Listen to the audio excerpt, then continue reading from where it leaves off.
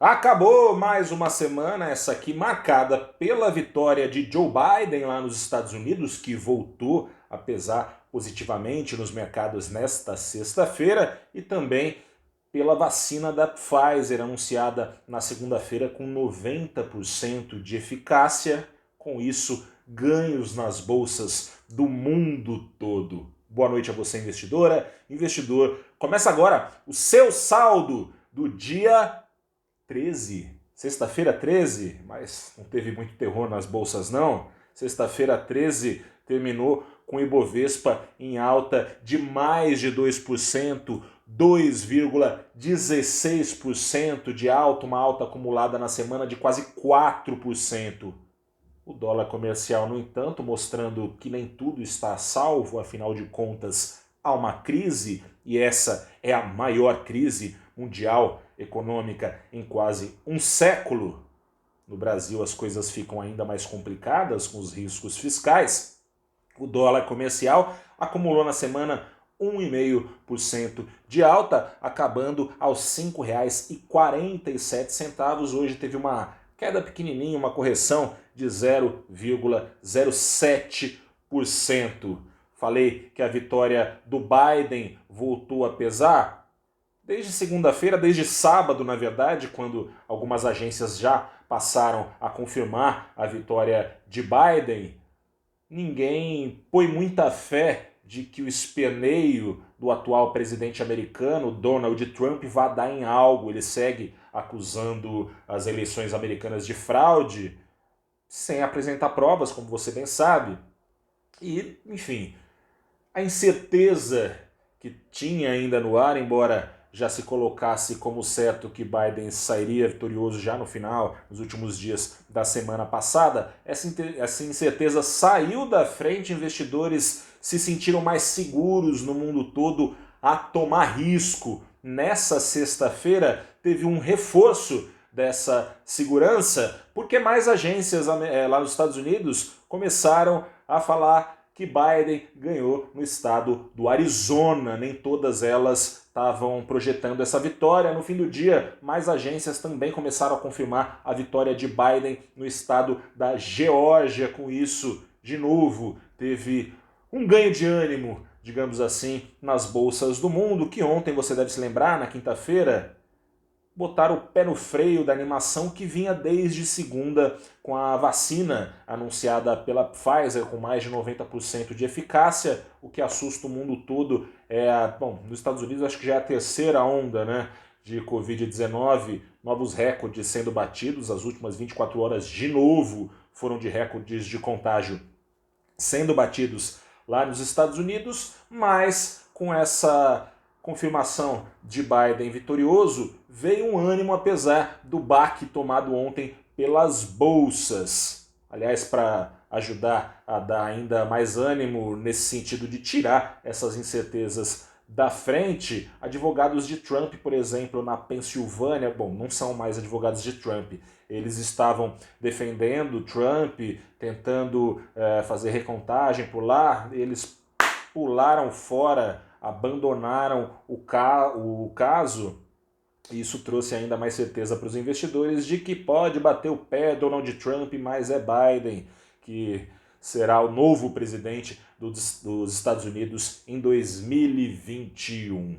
No caso das vacinas, continua, claro, uma animação, expectativas talvez menos eufóricas. É assim que a semana termina. Ontem o presidente do Banco Central dos Estados Unidos tratou de trazer todo mundo um pouco para a razão, avisando que, claro, isso é bem-vindo, mas as perspectivas animadoras são só de médio prazo, vindo a se confirmar essa vacina da Pfizer, que a Pfizer, aliás, anunciou ontem que em dezembro deve começar a ser aplicada nos americanos. Aqui no Brasil segue a tensão com o risco fiscal. Hoje, o ministro da Economia, Paulo Guedes, ele mudou um pouco o discurso que usou na quinta-feira. No valorinvest.com você consegue acompanhar em maiores detalhes. Ele falou primeiro na quinta-feira que os auxílios emergenciais, no caso de uma segunda onda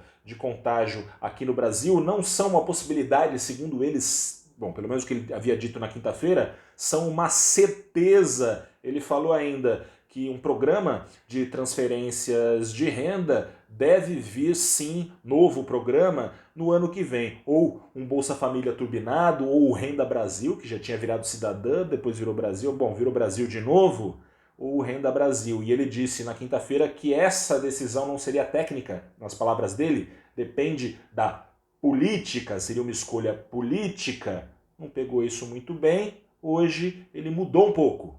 Falou que só vai ter mais auxílio emergencial aqui no Brasil se o governo tiver dinheiro para isso. Nesse ano, o endividamento do governo já vai crescer. Ano passado fechou na altura equivalente de 75% do PIB. Nesse ano deve fechar na casa dos 100% do PIB, algo inédito na história do Brasil. Gastos que de fato deveriam ser feitos, mas que trazem preocupações em relação à sustentabilidade fiscal, ou seja, se amanhã ou depois o governo vai continuar podendo se endividar, vai pagar sua dívida, enfim, na semana, aliás, Paulo Guedes chegou a falar em hiperinflação, calote da dívida, caso o governo continue gastando. Hoje ele mudou um pouco esse discurso, falou que não tem gastos excessivos caso o Brasil não possa. Bom, a gente sabe já que o Brasil, em tese, não pode, né? Está bastante endividado já há alguns anos com déficit. Existe toda essa apreensão. Sobre essa apreensão, te convido a assistir a live Abrindo os Trabalhos na próxima segunda-feira, às 8h30. Eu bato um papo com João Guilherme Penteado, ele é sócio e diretor da Polo Investimentos, e também com Luiz Fernando Alves, ele é sócio também e gestor da Versa, do fundo Versa, da Versa Asset. A gente bate um papo sobre os riscos políticos que podem eventualmente frustrar essa expectativa de mais capital estrangeiro entrando na Bolsa Brasileira. Isso por causa do Biden. Voltando aqui um pouco, saindo desses riscos do exterior, tendem a ganhar atratividade as bolsas emergentes. Por quê? Quando está tudo muito complicado, quando tem muita incerteza, os riscos que são observados por essas bolsas de países emergentes tendem a gerar ainda mais aversão, é o que vinha acontecendo quando tinha toda incerteza em relação às eleições americanas.